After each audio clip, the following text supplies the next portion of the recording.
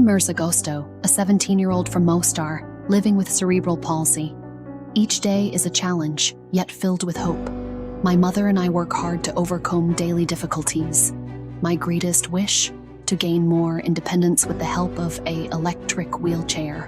While my peers go to school, I study at home. I dream of the day I can study computer science.